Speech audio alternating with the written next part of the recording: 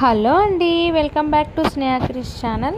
మేము ఒడిబియ్యం పోసుకున్నామండి. బోనాల పండుగ ముందు రోజు ఒడిబియ్యంకి కావాల్సినవి బియ్యము, పసుపు, నెయ్యి, తర్వాత అరటిపళ్ళు, కుడకలు, ఎండి ఖర్జూరము, ఒక 3 రకాలు కానీ 5 రకాల పళ్ళు, గాజులు, బ్లౌజ్ పీస్ ఇవన్నీ అండి.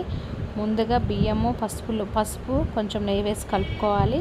కలుపుకున్న తర్వాత మంచిగా దానిపైన అమ్మవారికి తాంబూలం మంచిగా పెట్టుకోవాలి. ఆకు, చెక్క, ఎండి కొబ్బరిని తెలంగాణ వాళ్ళు ఎండి కుడకలు కూడా అంటారు. ఇవన్నీ పెట్టిన తర్వాత బ్లౌజ్ పీసు, గాజులు అమ్మవారికి సమర్పించాలండి. మా ఇంటి దగ్గర గ్రామదేవత పేరు కట్టమేసమ్మ తల్లి.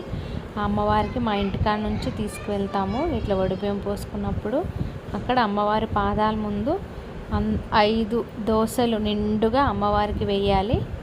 తర్వాత నైవేద్యం పెట్టి అమ్మవారికి మొక్కుకోవాలండి. బోనాల పండుగ ముందు రోజు ఇలా చేసాము. బోనాల పండుగ రోజు మళ్ళీ చీర, బ్లౌజ్ పీసు, కోడి ఇవన్నీ మొక్కుతాము. ముందు రోజు ఇలా మొక్కాము. ఈసారి చాలా బాగా అలంకరణ చేశారు పంతులు గారు అమ్మవారికి.